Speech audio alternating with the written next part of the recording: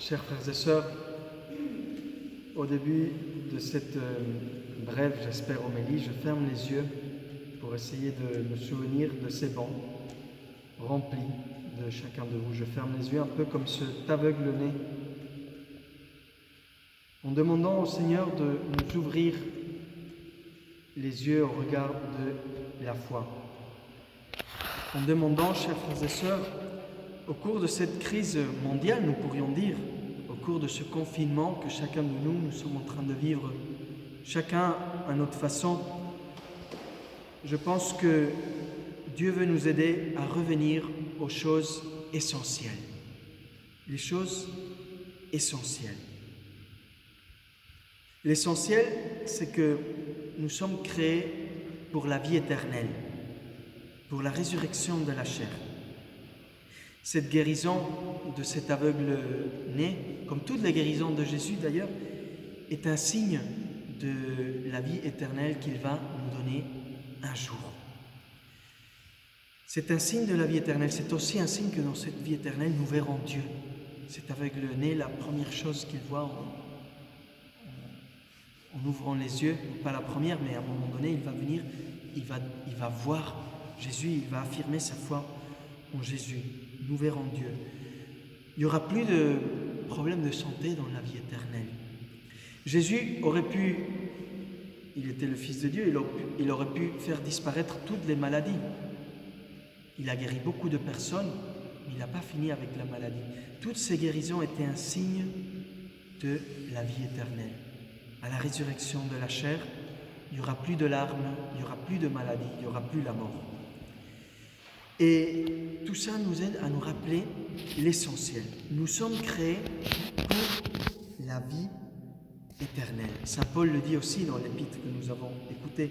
Réveille-toi, ô toi qui dors. Relève-toi d'entre les morts et le Christ t'illuminera. Cette vie que nous vivons ici est un passage, chers frères et sœurs.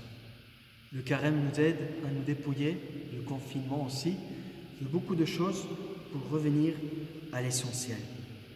Bien sûr, il faut se battre chaque jour dans la vie que le Seigneur nous donne, dans cette vie présente. Il est là pour la vivre jour après jour. Un malade de coronavirus m'écrivait par texte, me disait qu'elle allait bien, mais que chaque jour est une bataille et comme une bataille gagnée. Et c'est vrai, chaque jour pour elle, chaque jour avancé à l'hôpital, mais aussi chaque jour pour nous tous. Chacun de ces sacrifices que nous faisons, chaque jour qui passe, est une bataille gagnée. Nous devons continuer à nous battre dans cette vie. Cette vie que nous vivons maintenant, mais aussi quand tout ça sera fini, nous sommes appelés à la vivre avec intensité, bien vécue. La lumière qui nous attend au terme de cette vie est l'essentiel vers lequel nous marchons. Et nous devons le faire briller dans le jour. Voilà un peu l'essentiel, que l'essentiel doit briller dans notre vie du jour. L'essentiel, il n'est pas là pour nous faire oublier la vie présente dans laquelle nous sommes. Il est là pour donner une nouvelle lumière. Il y a aussi des passages de l'Écriture d'aujourd'hui qui nous l'expliquent très bien. Par exemple, quand dans la première lecture nous entendons par rapport à David que l'Esprit du Seigneur s'empara de David à partir de ce jour-là. À partir de cette onction, l'Esprit du Seigneur était avec lui dans la vie de chaque jour. Le sens de l'essentiel nous aide à vivre le jour. Aussi, quand Saint Paul dit dans l'Épître, « Frères, autrefois vous étiez ténèbres, maintenant dans le Seigneur vous êtes lumière. » Nous sommes lumière, si nous sommes dans l'essentiel. Et il dit, « Conduisez-vous comme des enfants de la lumière. » Quand nous pénétrons le sens de l'essentiel, il faut que ce sens de l'essentiel donne un sens à chaque jour, à chaque instant de nos vies. Pour nous donc, avec l'Esprit Saint, revenons à l'essentiel et que l'essentiel me donne la force. Revenir à l'essentiel, plus de temps pour Dieu pendant ce temps de confinement. Nous avons plus de temps, si nous voulons, pour prier, pour lire la parole de Dieu, pour méditer la parole de Dieu avec plus de temps que d'habitude, pour réfléchir à la vérité, que ce monde passe, que l'ombre de ce monde passe, comme dit Saint Paul. Mais aussi concrètement en priant pour toutes ces personnes qui nous quittent. Nous, comme chrétiens, nous ne pouvons pas écouter ces chiffres qui arrivent tous les jours à nos oreilles comme des simples statistiques. Les personnes qui meurent par cette maladie, ce sont des âmes qui partent à la rencontre de Dieu. Nous prions pour elles. Nous prions vraiment pour toutes les personnes qui vivent la maladie dans l'isolement, pour leur famille. Nous prions pour eux, nous les portons dans notre prière. Et puis aussi, nous grandissons dans le désir de l'Eucharistie. Cette Eucharistie que nous ne pouvons pas, nous les prêtres, oui, nous avons cette chance, mais nous ne pouvons pas recevoir tous les dimanches, tous les jours, la désirer. Donc revenir au sens de l'essentiel par les moyens qui nous sont donnés pendant ce confinement, mais aussi cette force pour le jour, cette lumière pour le jour. Mon attention envers ceux qui sont confinés avec moi. Mes attentions toutes simples pour vivre la charité, pour être patient, pour ne pas m'énerver, pour trouver dans le Seigneur la force, parce qu'au fur et à mesure que les jours avancent, on est toujours les mêmes, et entre les mêmes 4 murs, et ça peut être une épreuve de temps en temps, par moment. Et bien trouver dans le Seigneur la force, la lumière, pour renouveler la façon de le vivre, pour nous donner aux autres. Et donc aussi la prière et l'encouragement aussi pour les personnes qui souffrent le plus dans cette crise, par nos messages, par nos applaudissements du balcon à 20h ou de notre fenêtre, même si ma maison est un peu isolée ou pas, et par la prière de tout cœur pour ceux qui sont en première ligne en train de s'épuiser, les médecins, tout le personnel soignant, etc. Bien sûr, la liste est élargie.